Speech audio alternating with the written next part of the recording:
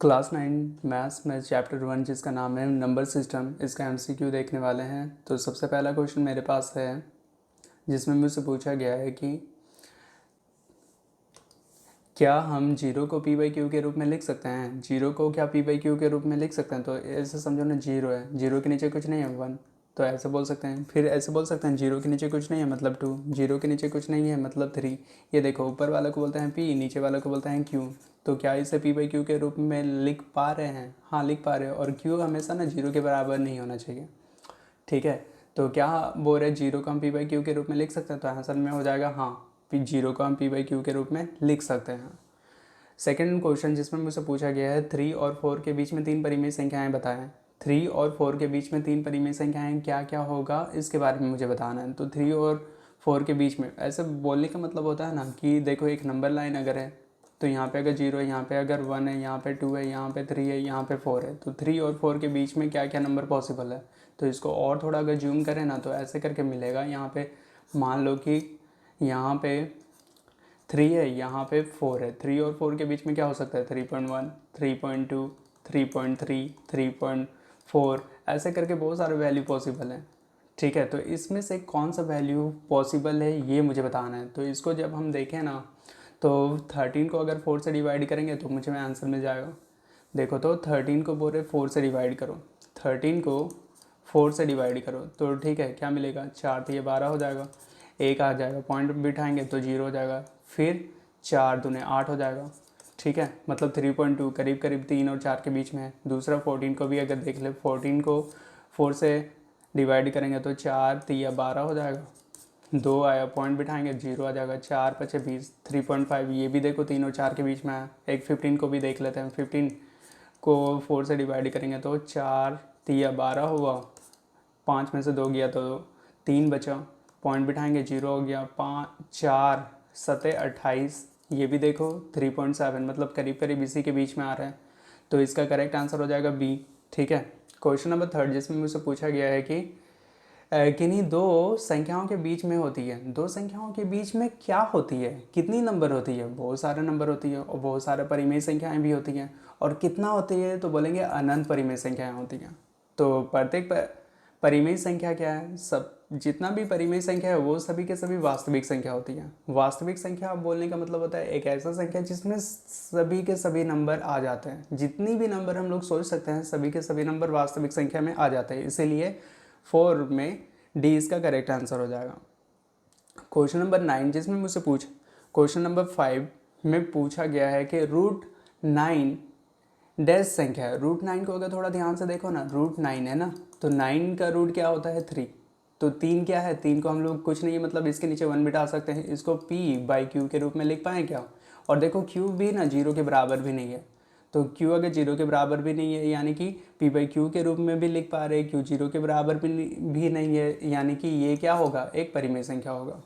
Question number 6 जिसमें मुझसे पूछा गया है निम्नलिखित में से कौन एक अपरिमेय संख्या। अपरिमेय संख्या उसको बोलते हैं जिसे p बाई क्यू के रूप में नहीं लिख सकते हैं। तो 16 का रूट आता है 4 और 12/3, और यहाँ देखो 100 का पहले रूट आता है 10। जो जो जिसका भी रूट निकलता है पहले वो सब सोच लो, ठीक है। 12 को अगर देखें ना थोड़ा ध्यान से, 12 को हम ऐसे बोल सकते हैं 3 चौके 12, फिर 2 दूनी 4, फिर 2 एकम 2, ऐसे बोल सकते हैं।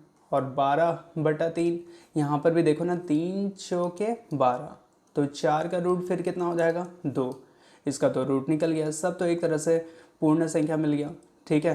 तो यहाँ पे सिर्फ 12 का ही रूट में अगर देखें ना तो 12 में 2 तो बाहर निकल जाएगा, अंदर में बचेगा कितना, √3, 2√3।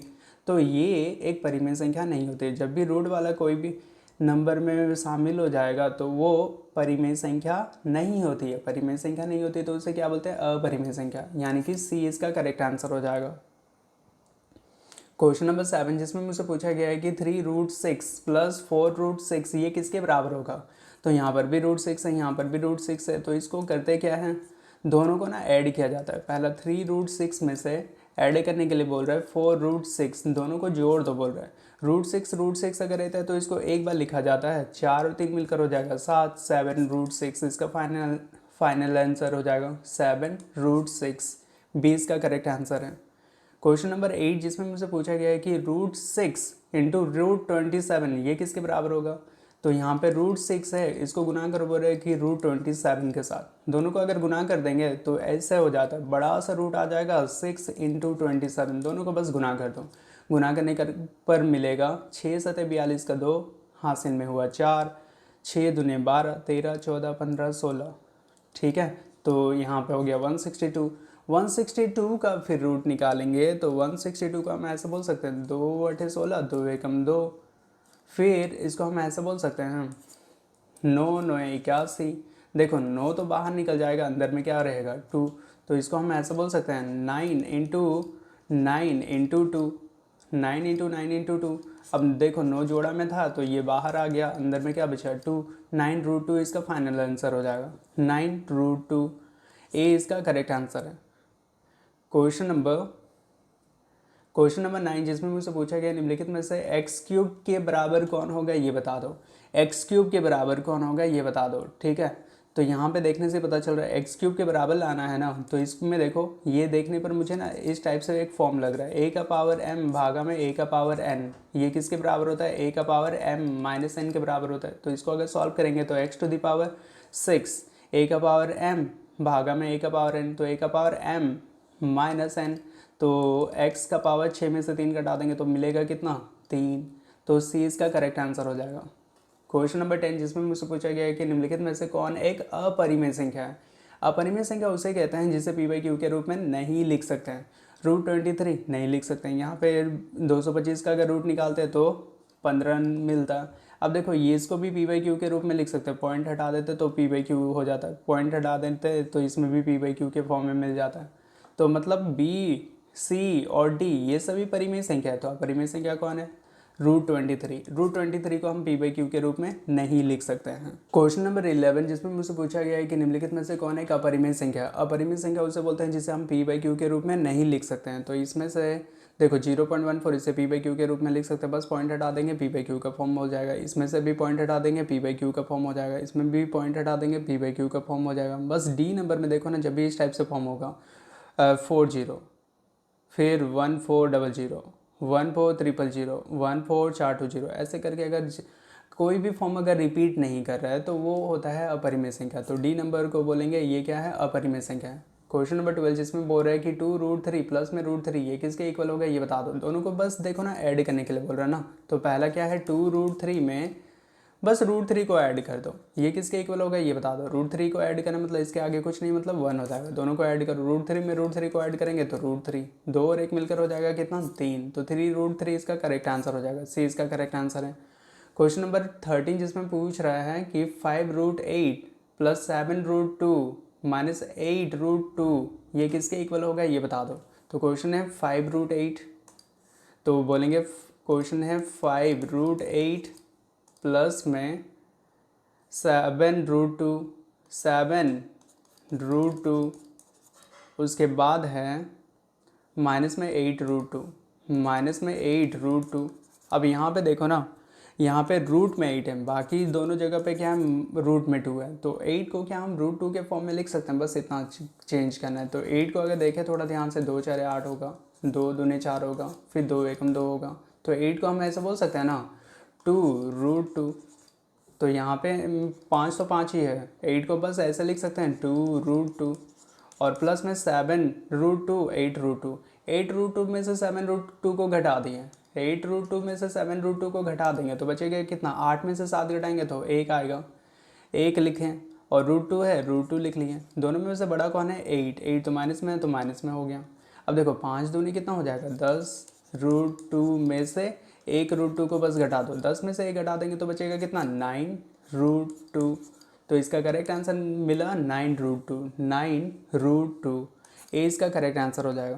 क्वेश्चन नंबर 14, जिसमें मुझसे पूछा गया है कि 1/√7 - 2, 1/√7 - 2 के हर का परिमेयकरण करने पर क्या प्राप्त होगा ये बता दो। 1/√7 माइनस में 2, 1/√7 माइनस में 2, 1/√7 माइनस में 2, इसका हर का परिमेयकरण करना है। हर का परिमेयकरण करना जब भी बोल देंगे ना तो पहले 1 लिखा है, डिवाइड में √7 माइनस में 2 है। हर का परिमेयकरण करते समय ना बस ऊपर अंश और हर में ना हर को लिखते समय हर में कौन है, √7। बस यहाँ पे माइनस अगर साइन रहता तो यहाँ पे प्लस लिखते हैं और ऊपर और नीचे दोनों तरफ मल्टीप्लाई किया जाता है। तो √7 प्लस में 2 दोनों तरफ मल्टीप्लाई करेंगे तो यहाँ पे मुझे मिलेगा 1 से जब √7 प्लस 2 को मल्टीप्लाई कर देंगे तो √7 प्लस में 2 हो जाएगा डिवाइड में ए। इसको देखने से मुझे इस टाइप से लग रहा है क्या, a माइनस बी इंटू में a plus B, a minus B into में a प्लस बी, ये किसके बराबर होता है, तो a square minus B square. तो यहाँ पर वही ट्रिक यूज कर लेंगे। a minus B a plus B बोलने का मतलब क्या हो जाएगा, a स्क्वायर माइनस में b स्क्वायर, ऐसे बोल सकते हैं। तो यहाँ पे हो जाएगा √7 प्लस में 2 डिवाइड में हो जाएगा ये स्क्वायर रूट को तो कैंसिल कर देगा तो 7 माइनस 2। फिर यहाँ पे अगर ध्यान से देखें तो √7 प्लस 2 डिवाइड में 5, 7 में से ना 2 घटा दिए तो 5 हो जाएगा। √7 प्लस 2 डिवाइड में 5, √7 प्लस 2, √7 प्लस में 2 डिवाइड में 5, मतलब सी इसका करेक्ट आंसर हो जाएगा। क्वेश्चन नंबर 15 जिसमें मुझसे पूछा गया है निम्नलिखित में से कौन सा परिमेय संख्या है। परिमेय संख्या उसको बोलते हैं जिसे p/q के फॉर्म में लिख सकते हैं। 4/0 ये होता है नॉट डिफाइंड, √3 ये तो अपरिमेय संख्या होता है, पाई ये भी अपरिमेय संख्या होता है। तो 0/4 का मतलब होता है 0 और 0 को बोले ना p/q के रूप में लिख सकते हैं, कुछ नहीं मतलब 1, तो 20 का करेक्ट आंसर हो जाएगा। परिमेय संख्या कौन है तो बोलेंगे 0/4। क्वेश्चन नंबर 16 जिसमें मुझसे पूछा गया है कि 2 और 2.5 के बीच में एक अपरिमेय संख्या कौन होगी।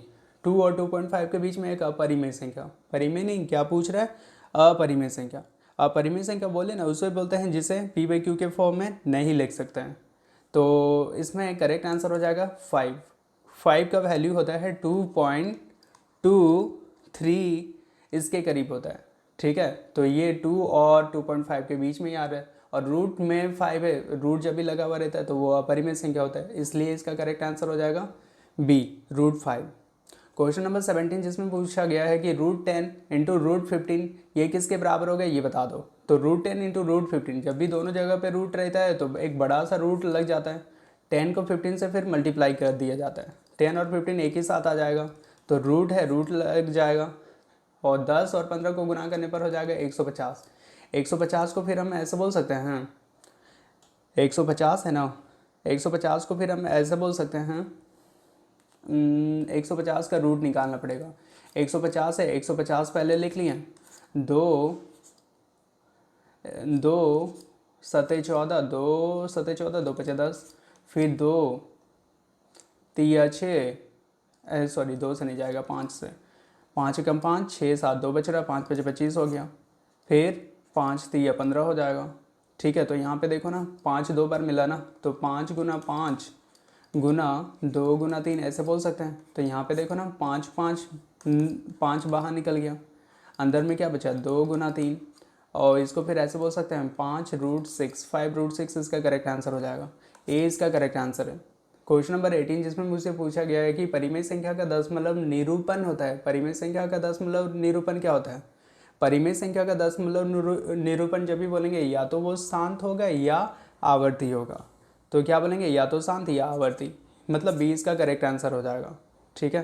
क्वेश्चन नंबर 19 जिसमें मुझसे पूछा गया निम्नलिखित में से कौन एक परिमेय संख्या है। परिमेय संख्या उससे बोलते हैं जिसे p/q के रूप में लिख सकते हैं। तो 0 क्या है, परिमेय संख्या है, ए इसका करेक्ट आंसर हो जाएगा। क्वेश्चन नंबर 20 जिसमें पूछा गया है कि निम्नलिखित में से कौन एक अपरिमेय संख्या है। अपरिमेय संख्या जब भी बोलेंगे तो उसे p/q के रूप में नहीं लिख सकते हैं। 4/9 है मतलब ये हो जाएगा 2/3 परिमेय संख्या हो गया। और 12/3 बोल रहे, 12 का रूट होता है 12 को हम ऐसे बोल सकते हैं 3 चौके 12 होता है ना, 3 चौके 12 होता है, 3 चौके 12 होता है और यहाँ पे √3 तो √3 हो जाएगा।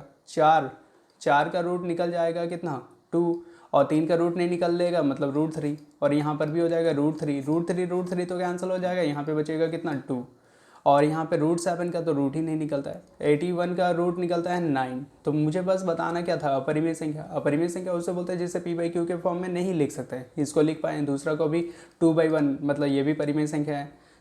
चौथा नंबर ये भी 9 के नीचे कुछ नहीं मतलब ये भी परिमेय संख्या है। तो अपरिमेय संख्या बताना था तो √7 क्या हो जाएगा, इसका करेक्ट आंसर हो जाएगा। क्वेश्चन नंबर 21 जिसमें मुझे पूछा गया निम्नलिखित में से कौन एक परिमेय संख्या है। परिमेय संख्या उसे बोलते हैं जिसे p/q के रूप में लिख पा रहे हैं, जहाँ p और q पूर्णांक होना चाहिए और q 0 के बराबर नहीं होना चाहिए। तो यहाँ पे देख रहे हैं √2 क्या है अपरिमेय संख्या। 100 को क्या बोल सकते हैं 10, 100 का रूट क्या निकलता है 10 मतलब परिमेय संख्या क्या हुआ b, इसका करेक्ट आंसर हो जाएगा। निम्नलिखित में से कौन एक परिमेय संख्या है। परिमेय संख्या बोलने का मतलब p/q के रूप में लिख सकते हैं। √2 अपरिमेय संख्या है। √23 ये भी अपरिमेय संख्या। तो 0.10 ये भी अपरिमेय संख्या। तो बचा कितना, रूट में 225 का रूट कितना आता है 15। ठीक है, तो सी इसका करेक्ट आंसर हो जाएगा। परिमेय संख्या कौन सा है, तो बोलेंगे रूट में 225। ठीक है, निम्न में से कौन परिमेय संख्या का निम्न में से कौन परिमेय एक संख्या है, मतलब यही पूछ रहा है परिमेय संख्या कौन सा है ये बता दो। तो परिमेय संख्या कौन सा है, तो यहाँ पे देखने से ही पता चल रहा है। तो ये हो जाएगा 2√7 डिवाइड में 7√7। ये कैसे करके होगा ये अभी एक्सप्लेन कर सकते हैं। देखो 2√7 डिवाइड में 7√7 है, हर का बस परिमेयकरण कर दो। 7√7 है ना, तो ऊपर भी 7√7 और नीचे भी 7√7 से बस मल्टीप्लाई कर दो। ऐसा करने से क्या होगा देखो, तो यहाँ पे हम ऐसे बोल सकते हैं 2 को 7 से बिना रूट वाला के साथ गुना होगा, 2 7 14 हो जाएगा। और रूट को गुना करते हैं ना, तो वो बस रूट हट जाएगा, बस एक बार लिखेंगे 7। और डिवाइड में मेरे पास कौन है 7 को 7 से गुना करेंगे तो 7 7 49 हो जाएगा। रूट गुना हो गया, बस एक बार 7 लिखते हैं। 7 7 कैंसिल हो गया, 7 दूनी 14, 7 7 49। तो 2/7 इसका करेक्ट आंसर है। 2/7 मतलब ये परिमेय संख्या के रूप में तो लिख पा रहे ना, तो मुझसे तो बस यही पूछा गया था ना परिमेय संख्या कौन सा है, तो बी इसका करेक्ट आंसर हो जाएगा। क्वेश्चन नंबर 24 जिसमें मुझसे पूछा गया है कि निम्न में कौन अपरिमेय संख्या है। निम्न में कौन अपरिमेय संख्या है, तो ऑप्शंस क्या है। अपरिमेय संख्या बोलने का मतलब जिसे p/q के रूप में नहीं लिख पाएँ उसके बारे में बताओ। इसको तो लिख पाएंगे, √4 को भी लिख सकते हैं। इसका अगर हर का परिमेयकरण कर देंगे तो इसको भी लिख सकते हैं, लेकिन √11 को कभी भी परिमेय संख्या के रूप में नहीं लिख सकते हैं, ये एक अपरिमेय संख्या है। ठीक है, बस यही तो मुझे पूछा भी गया था। क्वेश्चन नंबर 25 जिसमें मुझसे पूछ रहा है कि पाई क्या है। पाई क्या है, तो जब भी इस तरह का क्वेश्चन रहेगा पाई, तो पाई एक अपरिमेय संख्या होती है। ठीक है, शून्य क्या है, शून्य तो एक परिमेय संख्या होती है। उसके बाद क्वेश्चन में बोल रहे हैं कि निम्नलिखित में से कौन बीजातीय। बीजातीय बोलने का मतलब ना सबसे अलग कौन सा है। बीजातीय जब भी बोलेंगे ना, तो बीजातीय का मतलब सिर्फ समझ लो, क्वेश्चन आसान लगेगा। बीजातीय बोलने का मतलब होता है सबसे अलग कौन सा है। तो देखो यहाँ पे अलग कैसे करके पता करेंगे। देखो 4/36 का रूट, 4 का रूट निकालेंगे तो 2 हो जाएगा। 36 का 6 36 हो जाता है, मतलब 2/6। ये मिला 2/6। इसको अगर सॉल्व करेंगे तो 9 का रूट निकलेगा कितना, 9 का 3 निकलेगा, और 16 का रूट निकलेगा 4, ये 3/4 हो गया। और यहाँ पे अगर देखें तो यहाँ पे 16 का रूट निकलेगा कितना 4, 25 का रूट निकलेगा कितना 5, 4/5। ये देखो 2/6, 4/5, 3/4, ये एक ही तरह का नंबर है, कोई भी डेसिमल नंबर में नहीं है। यहाँ पे अगर देखें लास्ट वाला 5 का रूट निकालेंगे तो रूट में 5, 16 का रूट निकालेंगे तो 4, सबसे अलग कौन सा हुआ, तो डी नंबर इसका करेक्ट आंसर हो जाएगा। क्वेश्चन नंबर 28 जिसमें मुझसे पूछा गया है प्रत्येक अपरिमेय संख्या क्या होती है। प्रत्येक अपरिमेय संख्या वो भी एक वास्तविक संख्या होती है। वास्तविक संख्या में सारा का सारा परिमेय संख्या अपरिमेय संख्या सभी के सभी आ जाते हैं, तो इसलिए इसका करेक्ट आंसर हो जाएगा डी नंबर। क्वेश्चन नंबर 29 जिसमें मुझसे पूछा गया है कि प्रत्येक वास्तविक संख्या एक अपरिमेय संख्या होती है।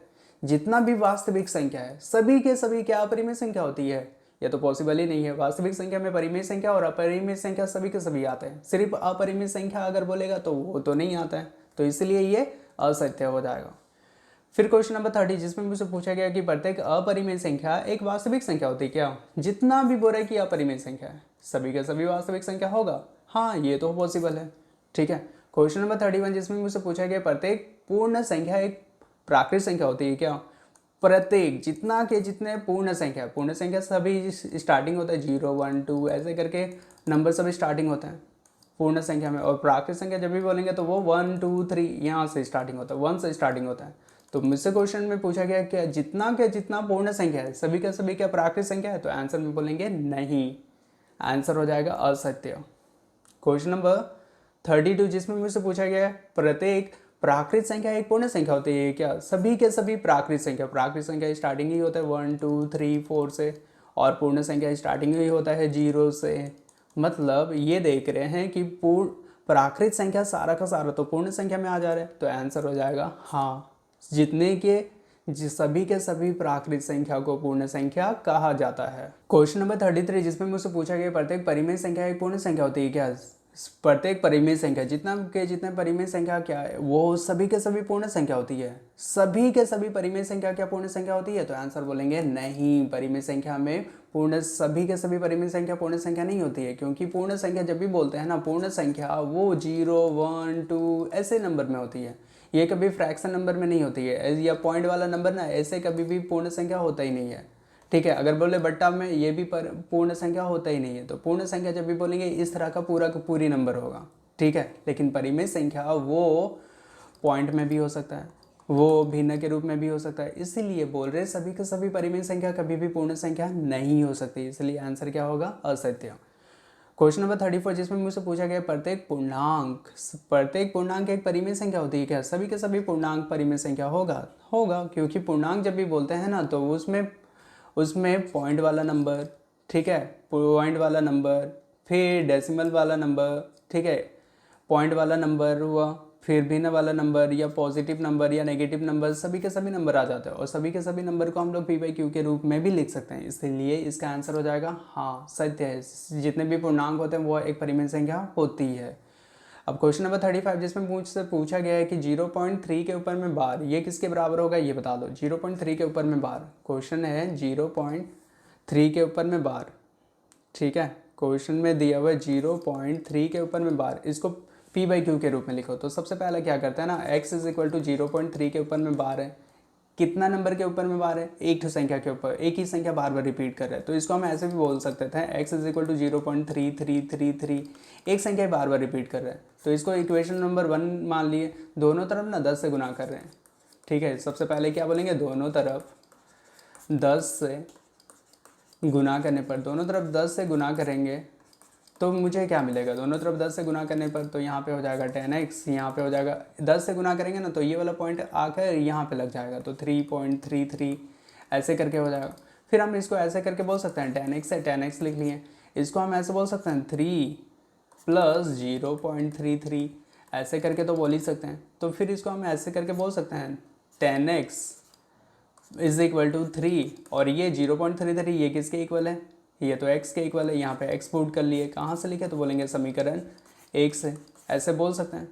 फिर यहाँ पे हम देख रहे हैं कि x यहाँ पर भी है, x यहाँ पर भी है, तो 10x को 10x लिख लिए, x प्लस में था, इधर आ गया तो माइनस में x हो गया, बराबर हो जाएगा 3।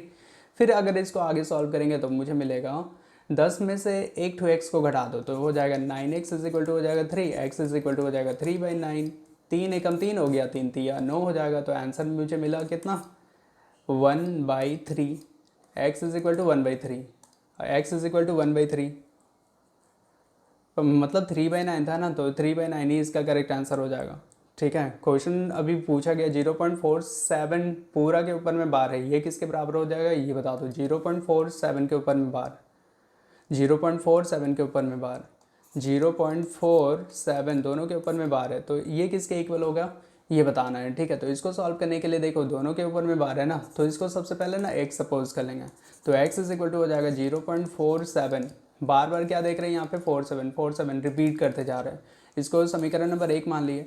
फिर क्या करेंगे, दो कितना संख्या रिपीट कर रहे हैं बार बार, अभी 2 संख्या, तो 2 संख्या रिपीट कर रहे हैं तो दोनों तरफ 100 से गुना किया जाता है, तो बोलेंगे दोनों तरफ 100 से गुना करने पर, दोनों तरफ 100 से गुना करने पर, दोनों तरफ अगर 100 से गुना करेंगे तो मुझे मिलेगा क्या, तो यहाँ पे हो जाएगा 100x इज इक्वल टू हो जाएगा, देखो 100 से जब भी गुना करेंगे ना 2 के बाद पॉइंट आ जाएगा, तो पहले 0.47 था ना, अब लिखेंगे 47.47 ऐसे करके नंबर मिलेगा। फिर अगर इसको ध्यान से देखें तो इसको हम ऐसे करके बोल सकते हैं 100x इज इक्वल टू हो जाएगा 47 को, तो 47 ले रहेगा, प्लस में हम इसको ऐसे बोल सकते हैं 0.47 ऐसे करके, तो ये बढ़ते जा रहा है ना, ऐसे करके बोल सकते हैं। फिर 100x को 100x से लिखेंगे, यहाँ पे 47 है 47 लिख लिए, 0.47 ये किसके इक्वल है, x के इक्वल है, तो बस x पुट कर लिए, कहाँ से लिखे तो बोलेंगे ये समीकरण नंबर 1 से लिखें। फिर अगर इसको आगे सॉल्व करेंगे तो यहाँ पे मुझे मिलेगा 100x है, 100x तो लिख लेंगे, यहाँ पे x देखो प्लस में इधर आ गया तो माइनस में x हो जाएगा, इज इक्वल टू 47, 100 में से बस x सब्सट्रैक्ट कर देंगे तो 99x इज इक्वल टू हो जाएगा 47, x इज इक्वल टू हो जाएगा 47/99, तो x का वैल्यू मुझे क्या मिला 47/99, x का वैल्यू मुझे मिला 47/99, सी इसका करेक्ट आंसर हो जाएगा। क्वेश्चन नंबर 37 जिसमें मुझसे पूछा गया 0.001 के ऊपर में बार, 0.001 के ऊपर में बार, x इज इक्वल टू हो गया 0.001 के ऊपर में बार, अब ये किसके इक्वल होगा ये बता दो। तो क्वेश्चन को समझ में तो आ गया होगा। x इज इक्वल टू हम ऐसे बोल सकते हैं 0.001, कितना संख्या रिपीट कर रहा है, 3 संख्या, फिर से लिखेंगे 001, ऐसे करके बार बार रिपीट कर रहे हैं। इसको इक्वेशन नंबर 1 मान लिए। अब दोनों तरफ कितना संख्या रिपीट किया, 3 ठो संख्या, तो दोनों तरफ 1000 से गुना करेंगे। बोलेंगे दोनों तरफ 1000 से गुना करने पर, दोनों तरफ 1000 से गुना करने पर, दोनों तरफ अगर 1000 से गुना करेंगे तो मुझे मिलेगा क्या, तो यहाँ पे बोलेंगे सबसे पहले 1000x हो जाएगा। यहाँ पे 1000 से गुना करने पर ना 3 के बाद पॉइंट शिफ्ट हो जाएगा, तो बोलेंगे 1.001, फिर बोलेंगे 001, ऐसे करके आते रहेगा। तो इसको फिर हम ऐसे करके बोल सकते हैं 100x है, 1000x था, 1000x लिख लिए। अब इसको भी ऐसे बोल सकते हैं 1 + 0.001, ऐसे करके बढ़ते रहेगा। तो यहाँ पे 1000x को तो 1000x से लिखेंगे, 1 को 1 लिख लिए। अब 0.001 ये किसके इक्वल है, तो बोलेंगे ये तो x के इक्वल है। कहाँ से लिखे, तो बोलेंगे समीकरण नंबर 1 से लिखें। फिर यहाँ से अगर देखें तो 1000x यहाँ पे था, लिख लिए, x यहाँ पे प्लस में था, इधर आ गया तो माइनस में x इज इक्वल टू 1 हो जाएगा। 1000 में से बस 1 को घटाना है, 1000 में से 1 को घटा देंगे तो 9999x बराबर हो जाएगा 1, और यहाँ पे x इज इक्वल टू बोलेंगे 1 बटा में, ये देखो 999 यहाँ पे गुना में था, तो इधर आके भागा हो जाएगा 999, तो 1/999 सी इसका करेक्ट आंसर हो जाएगा। क्वेश्चन नंबर 38 जिसमें मुझसे पूछा गया है किसका दशमलव प्रसार शांत है, किसका दशमलव प्रसार शांत है। शांत जब भी बोलेंगे ना तो इसका मतलब होता है कि अगर इसको भाग देने पर पूरा पूरी कट जाना चाहिए, ठीक है, तभी जाके उसको शांत बोलेंगे, नहीं तो नहीं बोलेंगे। तो अगर हम देखें 37/4, इसको अगर भाग देंगे ना 37/4, 4 4 7 8 4 8 32 4 9 36, 4 9 36 हो जाएगा। यहाँ पे बचा कितना, 1 पॉइंट बिठाएंगे तो 0 आ जाएगा, 4 दूने 8 हो जाएगा, 2 हो गया, पॉइंट तो बिठा चुके मतलब 0, 4 5 20, 9.25। देखो भाग देने पर पूरा पूरी कट जाता है, इसको अगर आगे नहीं बढ़ा पा रहे तो इसका दशमलव प्रसार शांत हो जाएगा, 37/4 इसका करेक्ट आंसर हो जाएगा, ठीक है। क्वेश्चन नंबर 39 जिसमें मुझसे पूछा गया √5, 6√5 × 2√5 ये किसके इक्वल होगा, ये बता दो। तो देखो बिना रूट वाला नंबर आपस में गुना हो जाता है, 6 दूने 12 हो जाएगा, रूट मिलकर रूट को जब 2 बार रूट को गुना करते हैं ना तो वो उसमें से रूट ही हट जाता है, और उस दोनों में से बस एक ही बार लिखा जाता है। रूट तो पहले हट जाएगा, दोनों में कौन है, 5 था, तो 5 को एक बार लिखें, 12 × 5 = 60, तो बी इसका करेक्ट आंसर हो जाएगा। इसमें भी सेम वही करेंगे, 8, देखो बिना रूट वाला को आपस में पहले गुना करेंगे, 8 दूने 16 हो जाएगा, रूट को गुना करते हैं तो रूट सेम नंबर रहने पर हट जाता है, अगर सेम नंबर नहीं है तो फिर नहीं हटता है।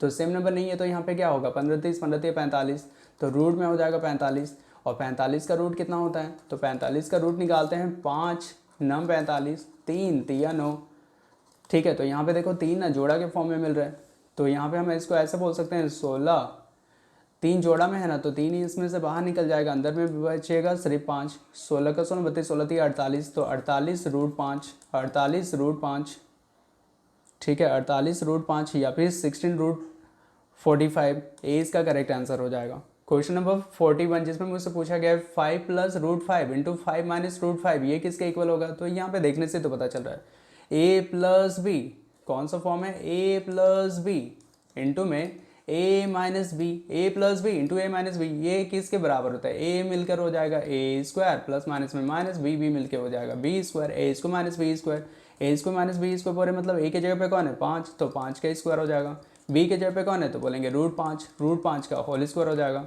तो 5 × 5 हो जाएगा 25, 5 × 5 25, स्क्वायर रूट को कैंसिल कर दिया तो मिलेगा कितना, तो 5 मिलेगा, 25 में से 5 घटा देंगे तो मिलेगा कितना 20, तो सी इसका करेक्ट आंसर होगा। क्वेश्चन नंबर 42 जिसमें मुझसे पूछा गया है कि 5√3 - 2√3 ये किसके इक्वल होगा, ये बता दो। दोनों जगह पे √3 है ना, तो इसको देखने से मुझे इस तरह से लग रहा है 5√3 में से 2√3 इसको घटाना है, ठीक है, तो √3 में से √3 को घटाएंगे √3 हो जाएगा, 5 में से 2 को घटाएंगे तो 3 हो जाएगा, दोनों में बड़ा कौन है 5, तो 3√3 इसका फाइनल आंसर हो जाएगा, ए इसका करेक्ट आंसर है। तो 43 में बोल रहा है कि 1/√7 - √6, 1/√7 - √6, 1/√7 - √6, 1/√7 √7 माइनस √6, इसका हर का परिमेयकरण करो। हर का परिमेयकरण करने का मतलब होता है 1/√7 माइनस 6, √6 जो है ना, इसको हर में कौन है, √7 माइनस है तो प्लस लिखेंगे √6। बस यही करते हैं, ऊपर और नीचे सेम नंबर से बस मल्टीप्लाई और डिवाइड कर दो, हो जाएगा। तो बस हर का परिमेय करते समय ये ध्यान देना है कि नीचे में अगर हर में माइनस साइन है तो वो किस में चेंज हो जाएगा, प्लस में। ठीक है, प्लस में चेंज हो जाएगा। तो 1 से जब √7 प्लस √6 को गुना करेंगे तो मुझे मिलेगा √7 प्लस √6 डिवाइड में a minus B, A plus B. ये देखने से मुझे a² माइनस b² का जैसा लग रहा है। a² माइनस में हो जाएगा b², a² माइनस में b²। तो यहाँ से मुझे ये पता चल रहा है कि √7 प्लस में √6 डिवाइड में यहाँ पे स्क्वायर रूट को कैंसिल कर देगा, स्क्वायर रूट को कैंसिल कर देगा, 7 में से 6 बस घटा देगा। तो यहाँ पे मिलेगा √7 प्लस में √6 डिवाइड में 7 में से 6 घटाएंगे तो 1, यानी कि फाइनल आंसर निकल के आ रहा है √7 प्लस में √6, √7 प्लस में √6, √7 प्लस में √6। ए इसका करेक्ट आंसर है।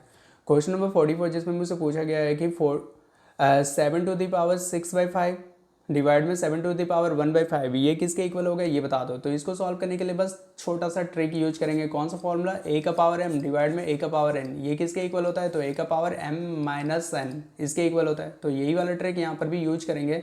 तो यहाँ पे देख रहे हैं कि 7 का पावर हो जाएगा 6/5 माइनस में हो जाएगा 1/5, 6/5 माइनस में 1/5, तो 7 का पावर हो जाएगा 5 और 5 कैल्शियम निकाल देंगे तो 5 हो जाएगा। 6 में से 1 घटा देंगे तो कितना हो जाएगा, 6 में से 1 घटाने पर मिलेगा 5। 7 का पावर हो जाएगा 5/5, 5 और 5 दोनों ही कैंसिल हो गया तो बचा कितना, 1। 7 का पावर हो जाएगा 1, 7 का पावर 1 यानी कि 7। ए इसका करेक्ट आंसर है। क्वेश्चन नंबर 45 जिसमें मुझसे पूछा गया है 36 टू द पावर 1/2। बोलने का मतलब होता है 36 का पावर 1/2 है ना, तो 1/2 को हम लोग ऐसे भी बोलते हैं 36 का रूट। 36 का रूट निकलता है 6। ठीक है, तो सी इसका करेक्ट आंसर हो जाएगा। 46 नंबर में पूछ रहे हैं 2 का पावर 2/3 इंटू 2 का पावर 1/3 का मान किसके इक्वल होगा। तो इस यहाँ पे देखने से पता चल रहा है क्या है, 2 का पावर 2/3 इंटू में 2 का पावर 1/3, ये किसके बराबर होगा। देखने से पता चल रहा है ना, a का पावर m इंटू a का पावर n, ये किसके इक्वल होता है, a का पावर m प्लस n के इक्वल होता है। तो यहाँ से हम ऐसे बोल सकते हैं 2 का पावर 3 और 3 कैसे निकाल देंगे, 3 हो जाएगा। तो यहाँ पे 3 का पहाड़ में 3 एक बार में आता है, 1 से 2 को गुना करेंगे तो 2 हो जाएगा। 3 का पहाड़ में 3 एक बार में आता है ना, 1 से 1 को गुना कर देंगे तो 1 हो जाएगा। तो यहाँ से मुझे मिल रहा है 2 का पावर 3, 2 और 1 मिलकर हो जाएगा 3/3। 3 और 3 कैंसिल हो गया, कितना हो गया, 1। तो 2 का पावर 1 बोल रहे हैं यानी कि 2 ही मिलेगा। तो इसका करेक्ट आंसर क्या होगा, ए 2 हो जाएगा। ठीक है, 47 नंबर का क्वेश्चन जिसमें पूछ रहा है कि 17 टू द पावर 2 इंटू 17 टू द पावर 5 ये किसके इक्वल होगा, ये बताओ। ये तो इतना इजी क्वेश्चन है। a का पावर m इंटू a का पावर n का जैसे लग रहा है, तो ये किसके इक्वल होता है, a का पावर m प्लस n इसके इक्वल होता है। मतलब पावर दोनों ही ना ऐड हो जाएगा, तो पावर दोनों ही ऐड हो जाएगा। a के जगह पे कौन है, 17, तो बोलेंगे 17 का पावर हो जाएगा, m बोलने का मतलब 2 हो जाएगा, n बोलने का मतलब 5 हो जाएगा। तो 17 का पावर हो जाएगा 5 और 2 मिलकर हो जाएगा 7, 17 to the power 7, 17 to the power 7, D इसका करेक्ट आंसर हो जाएगा। क्वेश्चन नंबर 48 जिसमें मुझसे पूछा गया है 4 टू द पावर 3/2 ये किसके इक्वल होगा, ये बता दो। तो क्वेश्चन में गिवन है 4 टू द पावर 3/2, इसको बताना है ना। तो 4 का हम ऐसे लिख सकते हैं 2 का पावर 2 और इसका भी होल पावर में पहले से गिवन है 3/2। तो इसको देखने से मुझे ये इस टाइप से लग रहा है, a का पावर m का होल पावर n, ऐसा जब भी रहता है तो a का पावर m इंटू n होता है। पावर आपस में मल्टीप्लाई हो जाता है, तो पावर को आपस में मल्टीप्लाई करने के लिए 2 का होल पावर 2 इंटू 3/2 ऐसे बोल सकते हैं। 2 और 2 दोनों ही कैंसिल हो जाएगा तो 2 का पावर 3 मिलेगा। 2 का पावर 3 मतलब 2 इंटू 2 इंटू 2, 2 इंटू 2 इंटू 2 मतलब 8 हो जाएगा। इसका करेक्ट आंसर मुझे मिलेगा 8, डी इसका करेक्ट आंसर हो जाएगा। ठीक है, अब क्वेश्चन नंबर 49 जिसमें मुझसे पूछा गया 64 to the power 1/2, 64 to the power 1/2, 1/2 बोलने का मतलब 64 का ना रूट किसके इक्वल होगा, 64 का रूट होता है 8, 8 8 जो 64। तो इसमें करेक्ट आंसर मुझे मिलेगा 64 का पावर 1/2 मतलब 8 इसका करेक्ट आंसर है, डी इसका करेक्ट आंसर हो जाएगा।